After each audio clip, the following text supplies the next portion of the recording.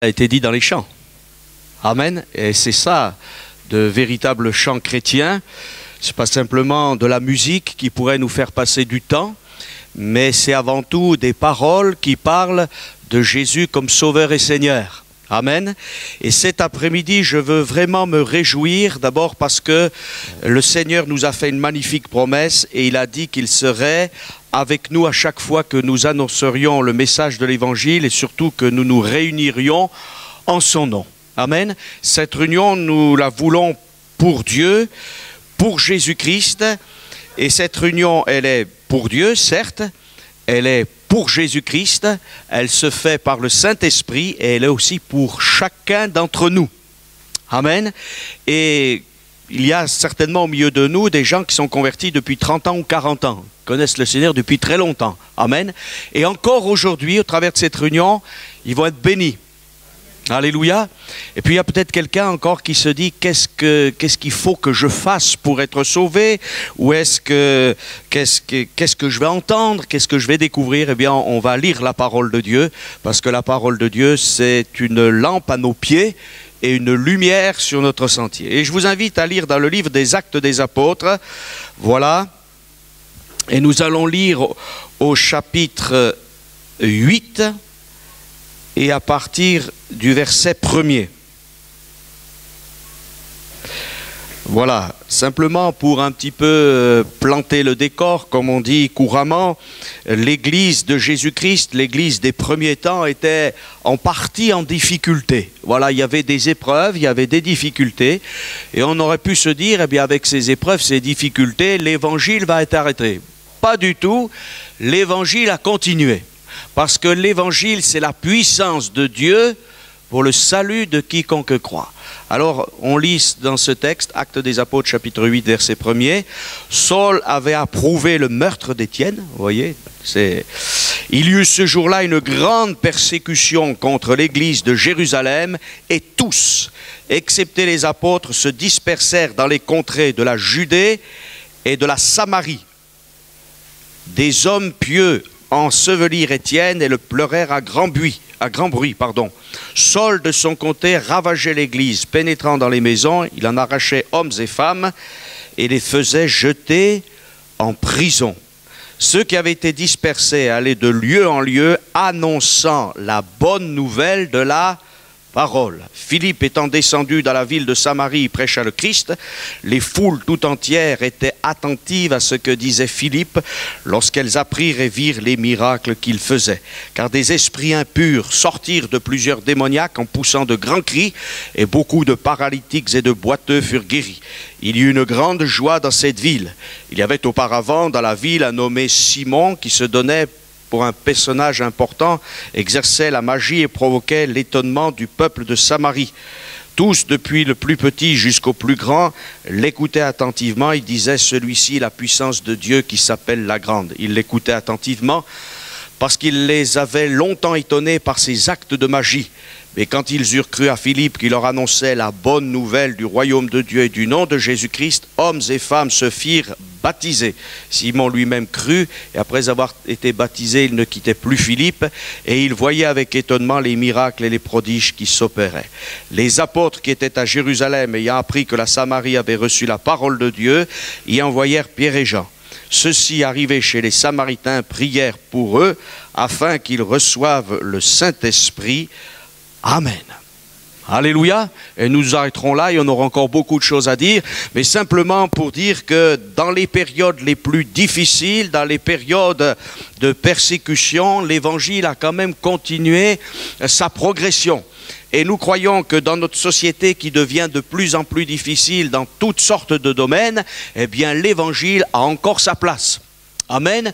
Et qui que vous soyez, quoi que vous ayez fait, quelle que soit votre situation présente, quelle qu'a été votre situation passée, qu'importe, il y a cet après-midi le regard de Dieu sur votre vie. Amen. Dieu nous voit, Dieu nous connaît, Dieu sait ce que nous vivons, et ce Dieu qui nous connaît parfaitement, il a un excellent programme pour nous. Amen.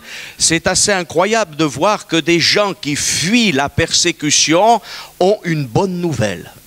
La mauvaise nouvelle, c'est qu'ils vivent la persécution, ils sont extérieurement persécutés, mais à l'intérieur de leur cœur, à l'intérieur de leur être, il y a quelque chose que personne ne peut leur ravir, que personne ne peut leur ôter, c'est l'évangile de Jésus-Christ.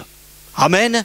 Et la Bible nous dit ceci, et elle s'adresse à des croyants, Paul dira « Rien ne pourra nous séparer de l'amour de Dieu manifesté en Jésus-Christ. Ni les persécutions, ni les choses présentes, ni les choses à venir, ni aucune autre créature, rien ne pourra nous séparer de l'amour de Dieu. » Et vous qui ne connaissez pas l'amour de Dieu cet après-midi, eh bien j'aimerais que vous puissiez non seulement le connaître, mais le découvrir, je dirais intellectuellement avec votre pensée, mais que vous puissiez aussi l'expérimenter cet après-midi. Alléluia, rien n'est plus extraordinaire que l'amour de Dieu, que l'amour de Jésus, parce que cet amour, il est pratique, il est efficace. Et pourtant, nous ne méritons pas cet amour. Qui pourrait dire, mais je suis tellement quelqu'un de bien, d'excellent, que je mérite l'amour de Dieu. Personne ne mérite l'amour de Dieu. Nous mériterions plutôt d'être châtiés, d'être corrigés, d'être condamnés. D'ailleurs, l'Écriture est claire là-dessus, la Bible est claire sur ce sujet.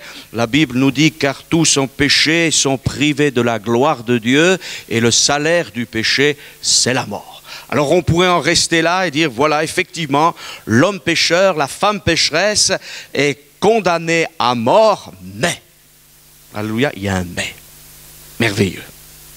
Moi j'aime beaucoup les mais de Dieu. Alléluia, parce qu'il y a la condamnation, mais le Fils de Dieu est venu sur cette terre, alléluia, pour payer pour nous, pour prendre notre péché, pour prendre notre misère.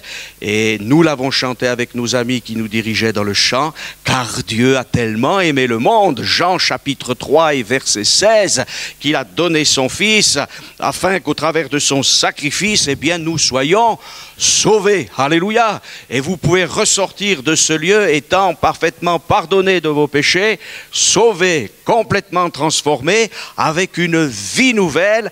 Il y aura encore des luttes et des persécutions, mais la preuve nous en est donnée dans les Saintes Écritures, c'est que ces gens qui avaient vu un des leurs mourir sous les pierres, ces gens qui savaient encore qu'à Jérusalem il y avait un certain Saul de Tarse, eh bien qui prenait les hommes et les femmes et les menait en prison et les ravageait ces maisons, eh bien ces gens gardent à l'intérieur le précieux message de l'Évangile. Certes, ils fuient parce qu'il en va de leur vie, mais dans leur fuite, au lieu de dire, vous savez, c'est terrible, on va voir les autorités de nos pays, on va faire ceci, cela, parce qu'il y a la persécution.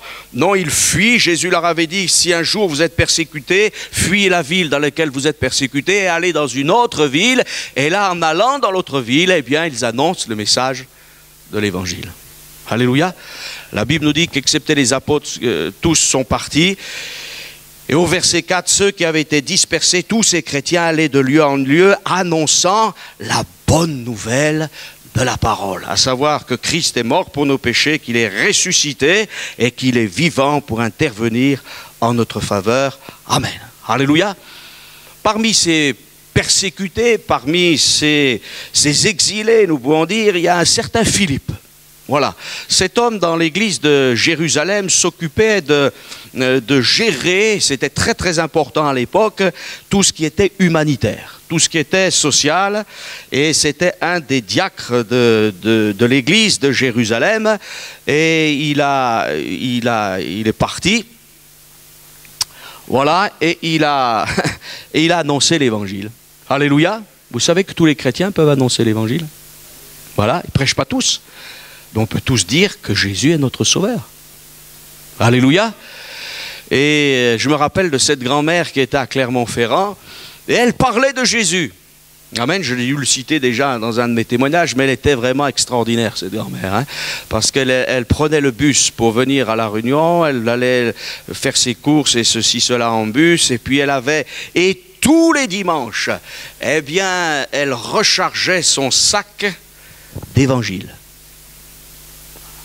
Ah oui, hein? Et vous pouvez y aller. Hein? Elle y allait. C'était une ancienne institutrice à la retraite et elle parlait de Jésus avec une telle joie qu'au-delà de tout ce qu'elle pouvait connaître, parce qu'elle a connu aussi des situations difficiles, elle parlait de Jésus, elle distribuait des évangiles en disant Jésus est vivant, lisez la Bible et venez écouter l'évangile, boulevard Lafayette à Clermont-Ferrand. Je ne me rappelle plus du numéro, excusez-moi, hein. Mais c'est pas grave. Voilà. Et elle parlait de Jésus. Amen. Et elle ne parlait pas que de Jésus aux personnes âgées, aux jeunes, à tout le monde.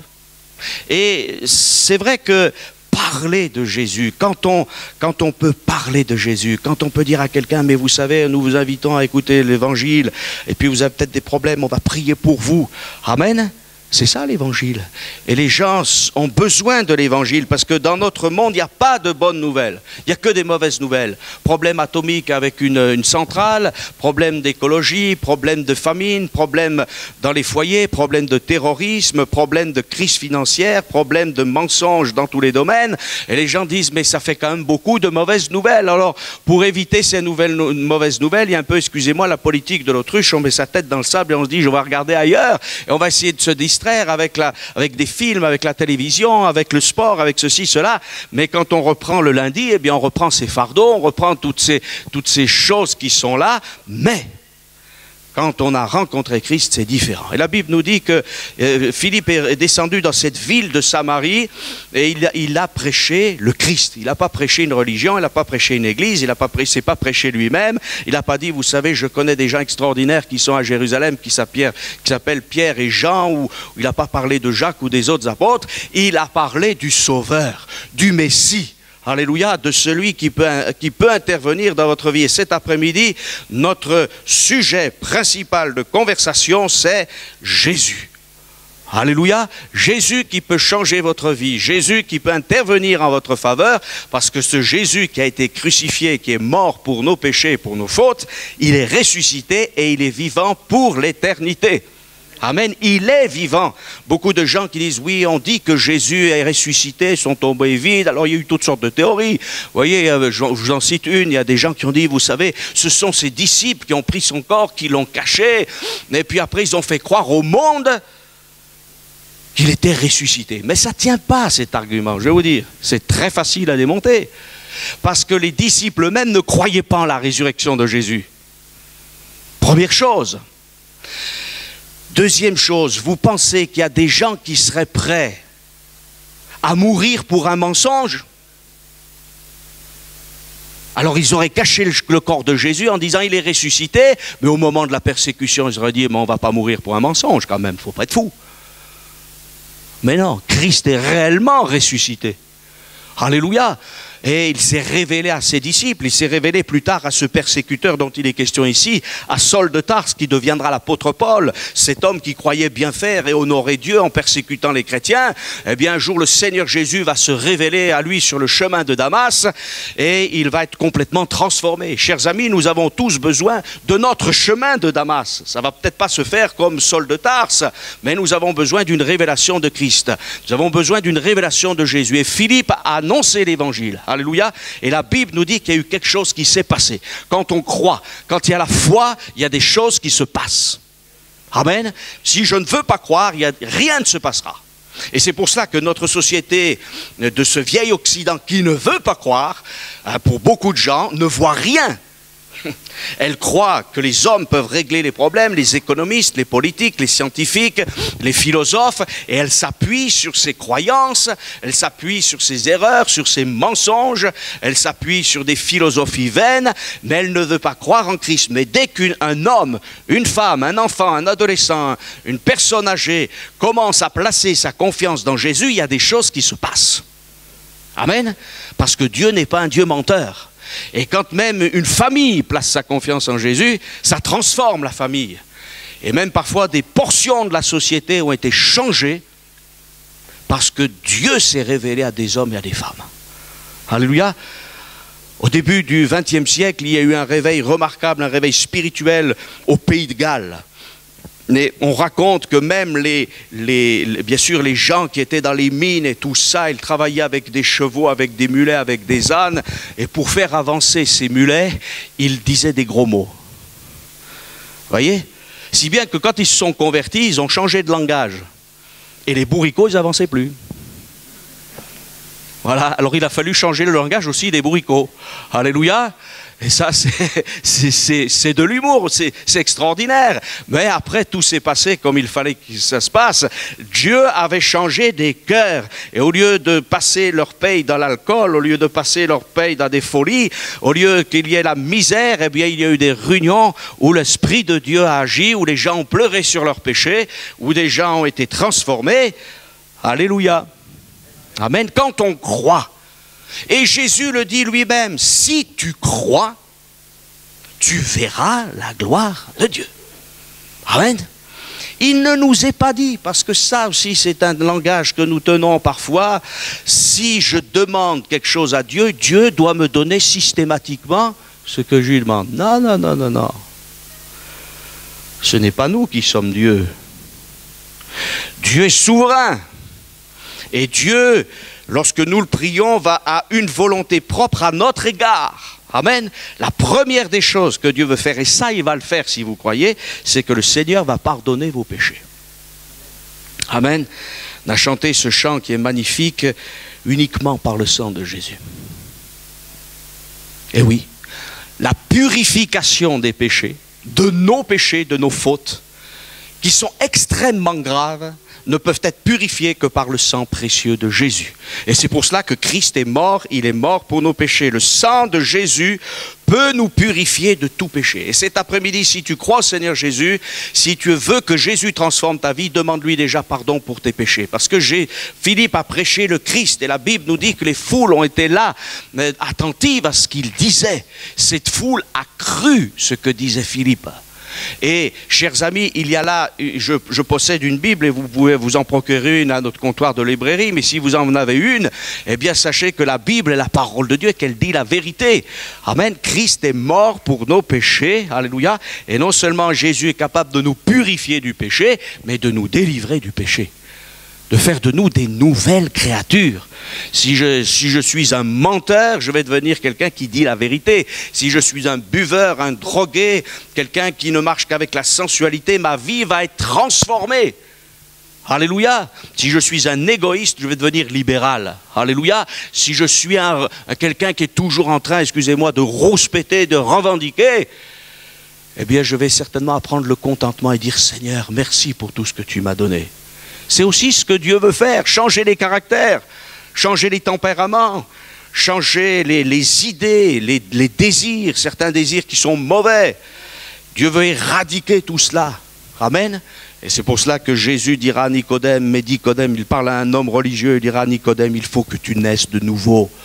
Voilà, tu peux essayer de faire tes efforts, tes BA et tout ce que tu veux, c'est pas ce qui te changera. Mais lorsque Jésus vient, et lorsque nous lui donnons notre vie, alors il intervient dans notre vie et nous change. Alléluia. Quand on croit, quand on place une totale confiance dans la personne de Jésus et qu'on lui dit même peut-être, Seigneur, j'aimerais plus de foi encore. J'aimerais vraiment croire encore davantage. Tu vois, je te limite, je n'arrive pas peut-être encore vraiment à te faire confiance, mais aide-moi à te faire confiance. Et oui, on peut faire cette prière aussi. Alors il y a quelque chose qui se passe. La Bible nous dit que les foules entières étaient attentives à ce que disait Philippe lorsqu'elles apprirent et virent les miracles qu'il faisait. Jésus peut vous guérir cet après-midi. Ce matin, on a entendu un témoignage de délivrance, de guérison. Alléluia. Eh oui. Et Jésus guérit encore. Alléluia. Jésus transforme les vies. Et si tu es malade, pourquoi ne demanderais-tu pas la guérison au Seigneur Jésus ? Puisque la Bible nous dit que dans les meurtrissures de la croix, il y a les guérisons. Amen. Eh oui. Pourquoi simplement se contenter de venir à une réunion en disant les chants m'ont fait du bien, la prédication m'ont fait du bien, la prière du frère ou de la sœur ou de monsieur un tel m'a fait du bien. Non. J'aimerais que tu puisses dire Jésus m'a fait du bien. Jésus m'a guéri. Alléluia. Et pour cela, il faut que tu places ta confiance en Dieu. Il y a eu des miracles qui se sont opérés au moment où Philippe a annoncé l'évangile. Alléluia. Et ces miracles, ils peuvent arriver au milieu de nous. D'abord, la Bible nous dit que des esprits impurs sortirent de plusieurs démoniaques en poussant de grands cris. Jésus a autorité sur le monde occulte. Amen. Peut-être qu'au milieu de nous, il y a des gens qui se sont laissés avoir en consultant leur horoscope, en allant chez une diseuse de bonne aventure, en allant chez un spirit, chez un guérisseur. Et combien d'hommes et de femmes, après avoir goûté véritablement à l'évangile, m'ont dit, mais si vous saviez, pasteur, tout ce qu'on a connu, il y a eu des choses terribles et on sentait bien que ce n'était pas forcément bon, mais on était dans les besoins, alors on ne savait pas vers qui aller. Et parfois, quand on est dans la détresse, eh bien, on ne réfléchit pas, on veut la liberté, on veut la délivrance et on est prêt à aller vers n'importe qui. Aujourd'hui, il y a des canaux de télévision qui sont dédiés uniquement à la voyance. Il y a des festivals de la voyance. Il y a sur des canaux de télévision toutes sortes de programmes de débauche. Voilà, il y a des festivals maintenant de débauche. Et notre société donne toutes ces choses à notre monde. Mais ne croyez pas que c'est nouveau cela. C'est vieux comme le monde. Les orgies, les trafics avec les faux dieux et les démons, mais ce n'est pas d'hier. Et déjà du temps du roi Salomon et d'autres rois, et même encore plus vieux dans le temps, eh bien des hommes, des femmes étaient capables de prendre leurs enfants et de les livrer au feu. Et aujourd'hui, il y a des millions d'enfants qui ne verront jamais le jour, parce que des hommes égoïstes, des femmes égoïstes ont décidé de les mettre à mort. Et c'est pour cela que quelque part notre monde ne va pas, les gens souffrent, ils sont dans la détresse parce qu'on leur dit mais il n'y a pas de problème, t'inquiète pas, ça va marcher, tout ça c'est pas grave. Mais les puissances de démons sont là pour nous faire du mal, pour nous introduire dans toutes sortes de situations. Et ensuite, quand nous avons fait ces choses, eh bien nous sentons notre souillure, nous sentons notre péché, nous sentons notre misère.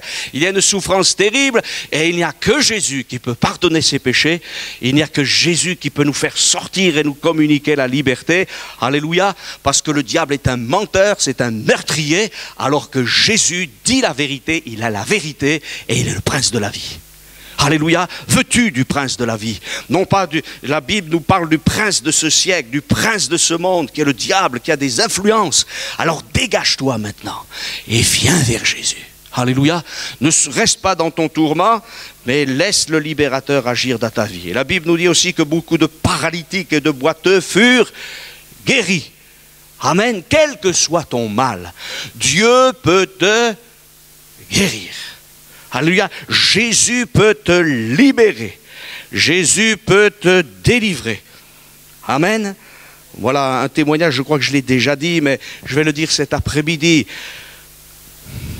Notre fille attend un deuxième enfant, elle va bientôt le mettre au monde par la grâce de Dieu. Et lorsqu'elle a eu son premier enfant, elle a eu des problèmes. Et à la fin de la grossesse, eh bien, en fait, elle a eu quelque chose qui s'est passé dans son corps qui empoisonnait l'enfant. Et c'est pour ça que la petite est née avant terme. Et tout s'est bien passé, maintenant elle est belle comme tout. Alléluia, elle est en pleine santé. Mais avec la venue de ce deuxième enfant, eh bien, les médecins ont dit, ça risque de revenir. Et c'est revenu. Les premiers examens n'étaient pas bons. Mais entre-temps, alléluia, eh bien, l'église dans laquelle elle est a prié pour elle. Alléluia. Et ces résultats qui n'étaient pas bons, qui indiquaient que peut-être le prochain enfant serait aussi prématuré ou avec des problèmes, eh bien, elle a prié et tout ça, ça a disparu. Alléluia. Dieu est celui qui guérit. Dieu est le Dieu de la vie. Amen. Et nous voulons encore cet après-midi nous confier en lui parce que chaque jour, nous avons besoin de nous confier en lui. Amen. Chaque jour. Mais il a dit qu'il sera avec nous tous les jours. Amen. Alors, la guérison existe. Guérison du corps, mais aussi guérison de l'âme.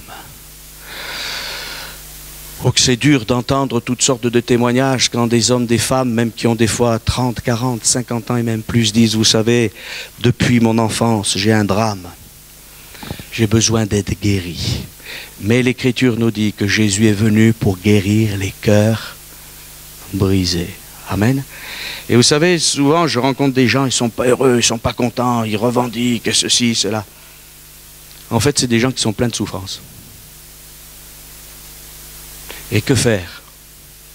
La seule solution, c'est qu'ils appellent Jésus. Amen. C'est qu'ils disent, Seigneur, tu vois, je suis fatigué. Je suis usé. Tu vois, cette marque qui a été mise sur ma vie, c'est peut-être une marque physique, mentale, morale, spirituelle. Mais Jésus dit ceci, si le Fils vous affranchit, vous serez réellement libre. Amen. Et c'est pour cela qu'il y a des gens qui vont, je dirais, de lieu religieux en lieu religieux, qui vont peut-être même de religion en religion, de philosophie en philosophie. Ils cherchent quelque chose qui puisse les satisfaire. Alors une fois, ils se disent, c'est peut-être la méditation avec laquelle je vais m'en sortir, mais ils ouvrent la porte aux démons. D'autres disent, c'est peut-être, je vais faire un pèlerinage. Et puis, quand ils arrivent dans le lieu, leur cœur est toujours vide. Après, ils cherchent un homme, peut-être comme un repère. Et puis, cet homme les déçoit. On peut tomber sur des gourous, toutes sortes de systèmes. Et puis parfois ils se disent, oh ben, je vais profiter de la vie, je vais manger, je vais boire, et puis on verra bien, on laissera passer le temps, et on cherche dans toutes sortes de domaines. Mais on reste bien assoiffé, on reste affamé, parce que pour être rassasié et pour être désaltéré, il faut que Jésus vienne dans notre vie. Amen. Et la Bible nous dit que ces Samaritains, ils ont cru dans le message de Philippe. Alléluia. Et ces gens, ils ont cru de tout leur cœur que Jésus était leur sauveur, que Jésus pouvait les guérir et les délivrer. Alléluia. Et ils ont vu des délivrances physiques et spirituelles, alors ils ont cru. Alléluia, c'est la véritable foi. Ils n'ont pas hérité ça de leurs ancêtres et tout cela. Vous savez, les Samaritains, c'était un peuple qui était méprisé par les Juifs. Et quelque part, ils se disaient, alors nous, on n'est pas Juifs et on n'est même pas des nations, on est un mélange. Alors bon, personne ne veut de nous. Mais si, Dieu voulait d'eux. Alléluia. Et le message de l'évangile, il est pour tous. Il est universel.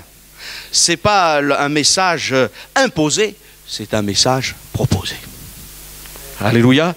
Et l'Écriture nous dit que ces gens, eh bien, pendant un temps, ils avaient été subjugués par un magicien, quelqu'un qui faisait de la prestidigitation, de la magie, et tous ces gens disaient, avant que Philippe ne vienne et leur annonce le message de l'évangile, ils disaient, cet homme est la puissance de Dieu, c'est l'appelée la grande. Oui, mais les boiteux restaient boiteux, les paralytiques restaient paralytiques, les malheureux restaient malheureux, les gens restaient avec leurs péchés, restaient avec leur misère, ils étaient avec leurs soucis et les tracas, mais il nous est dit, quand ils eurent cru à ce que disait Philippe, qui leur annonçait la bonne nouvelle du royaume de Dieu et du nom de Jésus-Christ, alléluia, alors ils se sont engagés. Eh oui, parce qu'il faut croire, mais il faut s'engager aussi. Et l'engagement visible de la vie chrétienne, c'est le baptême dans l'eau. Amen. Il y a un engagement qui est invisible, qui est entre nous et Dieu. Et ça s'appelle la nouvelle naissance. Mais il y a aussi un engagement qui est visible, qui est le baptême dans l'eau. Jamais dans l'Écriture on ne voit l'aspersion d'un nouveau-né. Jamais dans l'Écriture on ne voit même l'aspersion d'un adulte. Mais on voit dans l'Écriture des hommes et des femmes qui ont été plongés dans l'eau, marquant ici une fin de vie, une mort à leur vie passée et une résurrection à une vie nouvelle. Alléluia. Et ces gens se sont fait baptiser. Jésus avait dit, celui qui croira et qui sera baptisé sera sauvé. Alléluia. Et si vous, cet après-midi ou depuis quelque temps, vous avez vraiment cru au Seigneur, si vous lui avez donné votre vie, eh bien, il faut que vous envisagiez maintenant sérieusement le baptême dans l'eau. Amen. Voilà, ne faites pas ça à la va-vite, considérez ça comme important, mais ils ont cru et ils se sont engagés. Vous savez qu'aujourd'hui on croit sans s'engager. Mais c'est de la pacotille, ça ne vaut rien. C'est pour ça que notre société ne tient pas. Voilà, alors je t'aime, tu m'aimes, mais surtout on ne se marie pas. Éventuellement, on pourrait peut-être se paxer pour être solidaire dans le domaine social. Quelle honte! Il n'y a plus cet engagement. Quand on aime quelqu'un, on s'engage avec lui pour la vie. Amen. On aime nos enfants et on s'engage avec eux de faire tout ce qu'on peut. Et pourtant on est limité. On devrait s'engager avec notre conjoint pour toujours, sans jamais remettre en question l'engagement. Alors certains me diront, oui, mais si vous saviez où je sais, vous savez, s'il y a quelqu'un qui peut savoir, c'est moi. Et Dieu a beaucoup de compassion pour ceux qui sont les blessés du chemin. Mais néanmoins, recommencer avec Dieu, recommencer sur un roc, non pas sur du sable, mais sur le roc qu'est Jésus-Christ. Et ces gens se sont engagés. Et la Bible nous dit, donc ceci, quand ils eurent cru en Jean-Philippe qui leur annonçait la bonne nouvelle du royaume des cieux, hommes et femmes se firent baptiser. Alléluia. Et puis, c'est pas fini le programme. Parce que vous savez que très souvent, il y a des gens qui disent, voilà, j'ai cru, je me suis fait baptiser, et ma vie chrétienne est finie. Ah mais non, attendez, ça ne fait que commencer. Vous êtes déçus? Non, j'espère pas. Hein? Ça ne fait que commencer. Eh oui, c'est le commencement ça. Je suis sauvé, je me fais baptiser d'eau, je deviens un chrétien aux yeux de tous, mais maintenant j'ai besoin aussi du Saint-Esprit. Alléluia. Et la Bible nous dit que quand les apôtres qui étaient à Jérusalem ont su qu'il y avait le réveil en Samarie, alors eh bien, ils ont délégué deux des leurs, Pierre et Jean, et ces gens, Pierre et Jean, sont arrivés chez les Samaritains. Qu'est-ce qu'ils ont fait? Ils ont dit, c'est formidable, vous avez cru au Seigneur Jésus, vous avez été baptisés d'eau, vous avez très bien fait. Mais maintenant, il y a encore un programme pour vous. Alléluia. Être baptisé dans le Saint-Esprit, recevoir la vie du Saint-Esprit. Amen. Pour que vos vies soient des vies de victoire, des vies dynamiques, des vies pour parler de Jésus. Amen. On parle de beaucoup de choses, hein. Il y a des gens, des ados, ils ont... Il n'y a pas que les ados d'ailleurs en parenthèse. Il y a avec les ados. On dirait que c'est qu'une période, mais il y a des gens, ils ont des effigies dans leur chambre, vous savez. Alors c'est telle ou telle idole, et d'ailleurs c'est révélateur que des chanteurs ou des hommes de sport soient des idoles. Les idoles dans la Bible, c'est des gens qu'on adore. Hein. Et les gens sont tellement avec ces idoles, eh bien que même ils s'habillent comme leur idole, ils se coiffent comme leur idole, ils ont la barbe de leur idole, hein, ou je ne sais trop quoi, ils s'identifient, voilà, avec des hommes. Mais je vous ferai bien remarquer que l'adversaire, c'est le singe de Dieu. Et il prend des gens qui ne sont que des hommes et il fait prosterner tout un parterre d'hommes devant ces hommes. C'est incroyable, hein? Et même ces hommes, ces femmes veulent ressembler à leur idole. Mais le Fils de Dieu, lui, ce n'est pas une idole, il est vraiment Dieu. Et justement, Dieu veut que nous lui ressemblions. Mais pas dans une sorte de mimétisme, d'imitation extérieure, mais dans la nature. Amen. Et c'est pour cela qu'il nous donne aussi de son esprit. C'est ça qui est glorieux. Afin que nous puissions grandir jusqu'à la stature parfaite de Christ. Alléluia. Être sauvé de ses péchés pour avoir la vie éternelle. La mort n'a plus de pouvoir sur nous. Christ est ressuscité. Il nous ressuscitera pour l'enlèvement de l'Église. Il y a tout un programme glorieux, chers amis. Alors cet après-midi, engagez-vous avec Christ. Ne dites pas demain, ne dites pas après-demain, mais engagez-vous avec Christ. Croyez au Seigneur Jésus. Croyez qu'il est capable de purifier votre péché, qu'il est capable de transformer votre vie, de vous guérir de vos maladies, de vous délivrer des liens les plus épais, des chaînes les plus solides, quelles qu'elles soient, et que Dieu vous accorde sa paix et sa grâce. Amen.